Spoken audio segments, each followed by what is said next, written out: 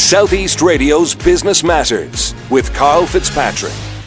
Welcome back to Southeast Radio's Business Matters with me, Karl Fitzpatrick. Well, the retail sector is going through a period of massive change. Everybody today is now walking around with a computer in their hands and can instantly compare prices of products at the touch of a screen. But is the future bright for retail? Let's find out. My final guest this morning is the world's leading authority on retail, Doug Stevens, otherwise known as the Retail Prophet, and he joins me now on the telephone. Doug, in your opinion, what will the retail store of the future look like?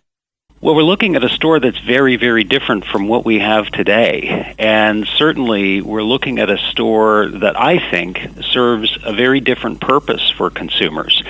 In a world where now consumers have access to, a universe of products at their fingertips through their mobile devices, through their laptops, through their tablets, it seems logical to me that the store, the physical store, has to take on a very different strategic purpose for consumers, because clearly anything we want can be on our doorstep in a matter of a day or possibly even an hour, depending on where you live. So what does the retailer need to do to adapt? I think retailers need to understand first and foremost that technology is having a pervasive influence on consumer behavior, and really regardless of the category that you sell in, whether you sell shoes or food or vacation travel, it really doesn't matter.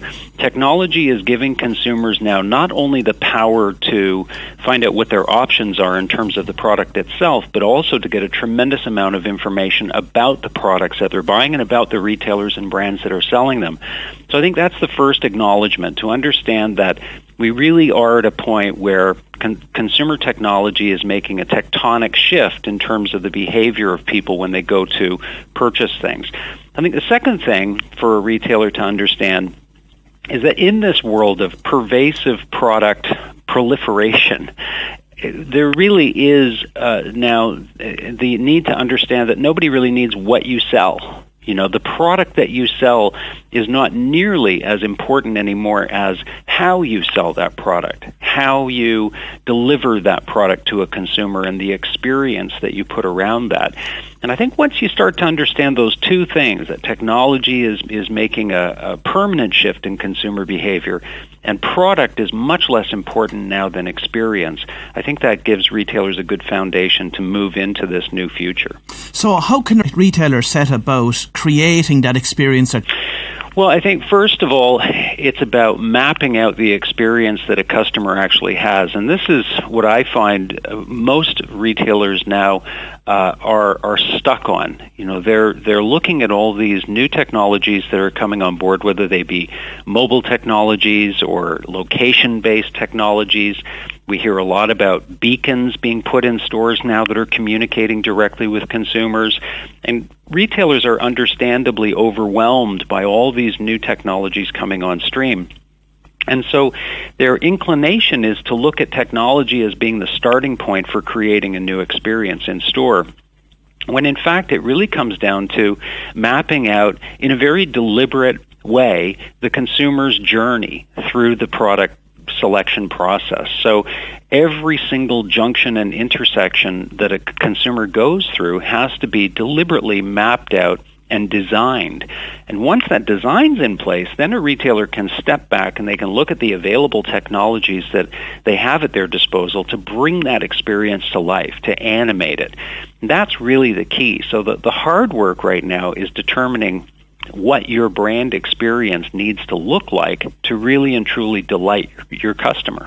Tell me the story about what Tesco have done on the subway in Korea.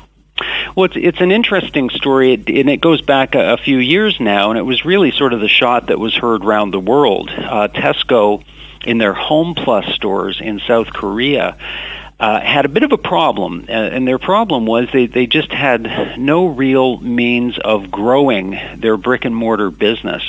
And so that left them with a brand that was sort of stagnating in the South Korean market.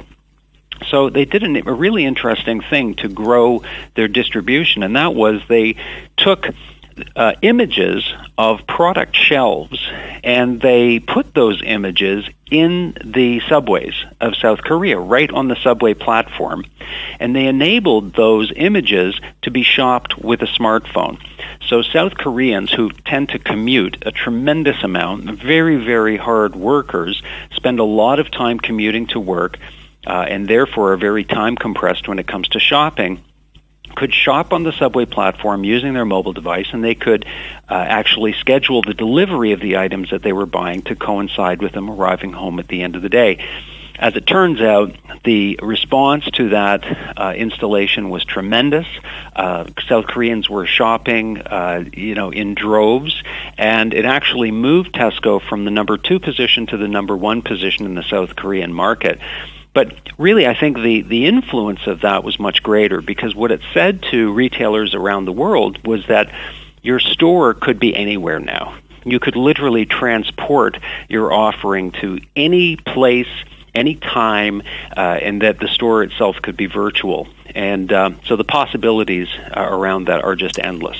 Now, there's a host of new terms that have emerged in the retail sector over the last number of years, and I want you to try and demystify those for our listeners this morning. Let's start off with predictive shipping. Sure. So Amazon has recently applied for a thing that they are calling predictive shipping. And in theory, what this would involve is Amazon having the ability, and this sounds a little creepy, I know, but Amazon having the ability to ship you something before you even order it, and potentially before you even know you want it. And they would do that through what they are calling predictive analytics. In other words, they believe that at some point in time, they will be able to understand enough about Carl or Doug's behavior that they will be able to predict what we are likely to order. And because of that, they will ship that item a little closer to us so that when we do, or if we do, pull the trigger on that order, they will be able to have that on our doorstep in as little as a half an hour or so.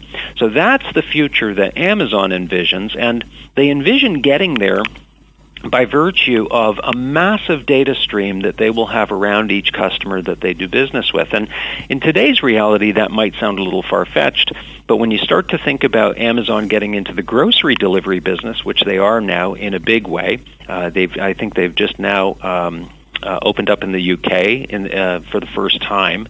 So when you start delivering to a house 2, 3, maybe even more times a week, all of a sudden you really can collect enough data to start to understand the predictive nature of that household shopping. Tell us a little bit about Evian and what they've done around replenishment shopping. Well, this is sort of interesting, too, because it really leads to what I call the notion of the replenishment economy. What Evian did, and what since then Amazon has also started doing, is they put together a button, an Evian water button. And in France, where they launched this, consumers could simply put this Wi-Fi-enabled button on their refrigerator, and when they ran out of Evian water, they could simply push the button and more Evian water would be delivered directly to their door. Since then, Amazon launched what it calls dash buttons, and these are branded buttons, exactly the same sort of concept, branded buttons, and it might be Tide laundry detergent or, some other branded product. You can place these around your house, and when you need more of it, you simply push the button. You don't have to go to a website. You don't have to open a mobile app. Push the button, and more of that product will be delivered to you automatically. And it sort of begs one to ask, how many products in our lives sort of fit this description of replenishment items? And I would wager that at least 50% of what you see in a grocery store are not items that require a great deal of consideration. They're not things that you have to really, think long and hard about before buying. They're just things that you buy on a routine, regular basis. When you run out, you need more. And so it really leads to this notion that, soon our refrigerator, our washing machine, other appliances, our cars even, could begin ordering things on our behalf and just asking us to approve the order, not to have to think about it very much, leading to this replenishment economy. It's a very interesting space. Now, another term that has emerged recently is contextual commerce. What's that about?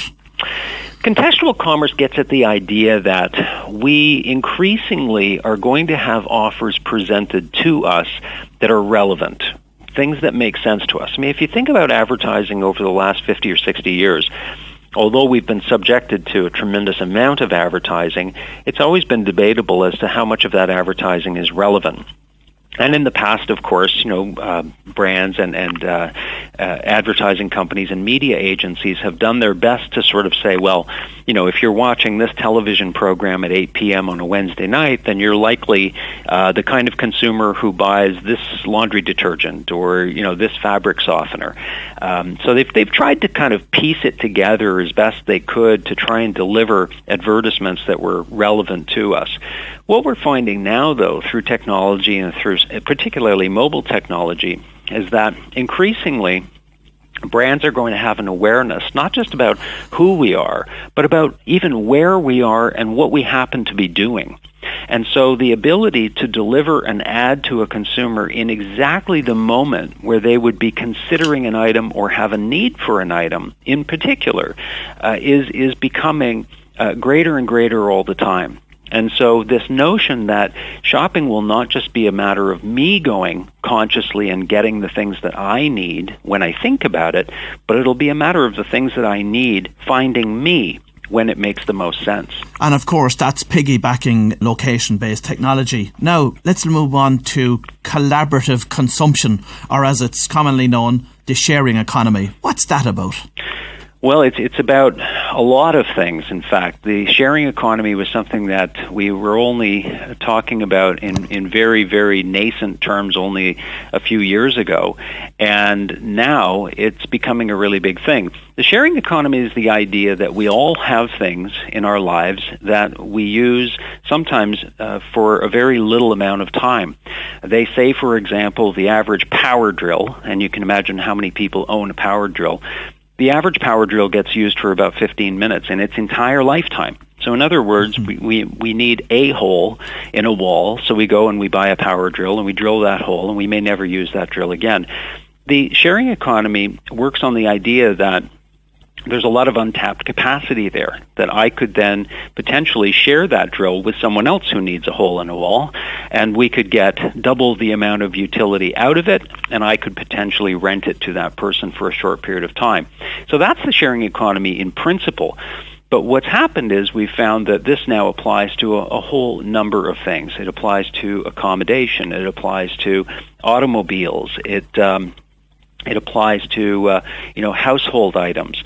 So the sharing economy is growing. It's growing dramatically. For example, Airbnb, who I think a lot of your listeners will be familiar with, it's a vacation rental site where I can rent my home to you and you can spend the weekend in it. Airbnb is going to put more people in more rooms this year than Hilton hotels. And they're 7 years old, So the sharing economy is definitely something that is for real.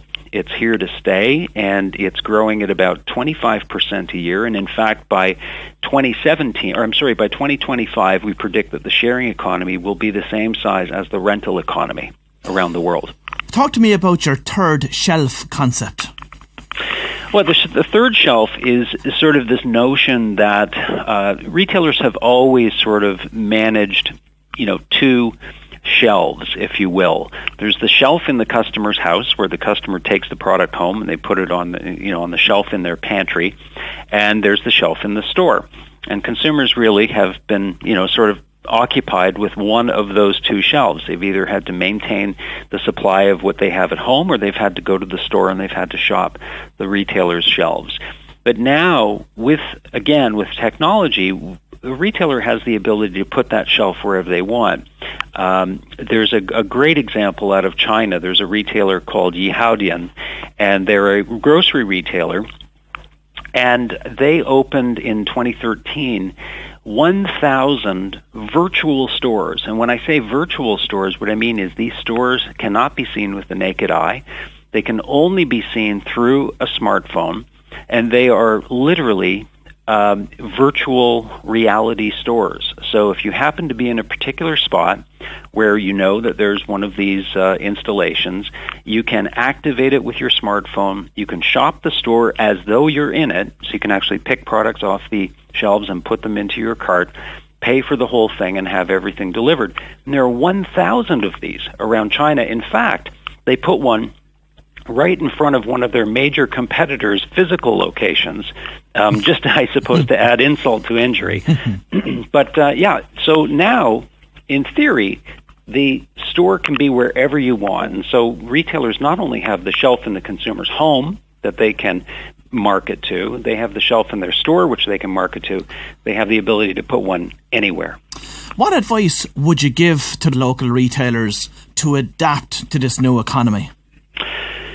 The biggest piece of advice I can give them, and I would hope the most helpful thing I could say to them, is that because of everything that we've gone through, both with the financial crisis of 2008, 2009, with the level to which technology is now impacting consumer behavior, and I think with the heightened awareness that consumers have around what they're buying, what they're spending, the most important thing to understand is that there's really no middle ground anymore. There's no mid-tier in the marketplace. And I would argue that this applies to almost every developed economy in the world. It's very, very prevalent in North America. I would say as a mature economy, the European market for sure is also seeing this. There's this sort of pressure on the mid-tier and on the middle-income consumer that is really forcing people to look for more absolute value. So that's why, whether we like discounters or not, discounters are doing very, very well, and they continue to do so. And at the other end of the spectrum, the high-end retailer, the retailer that offers a level of concierge service and great products and a great experience, they're also doing very well right now, and they're outstripping the rest of the market in terms of growth. But consistently, what we find is that where retailers are having the greatest difficulty is where they are kind of squarely in that middle of the market, where their value for the consumer is perceived as being average. So not really a great experience to shop there, not also perceived as being a great value. Those are retailers that need to make a decision about who they are and what the proposition is going to be for the consumer. And in some cases, they're going to have to ramp up that experience considerably. Well, that was Doug Stevens, the retail prophet and the author of The Retail Revival. I certainly hope that retail businesses across the county will utilise this valuable information to future-proof their businesses. Well, we're almost at closing time here now at Business Matters, but before we go, I'd like to take this opportunity to thank my production team, my guests for their contribution, and especially you as always for listening. Join me again next Saturday morning when I'll be speaking to more of our local and national business leaders. But until then, have a great week. Southeast Radio's Business Matters with Karl Fitzpatrick.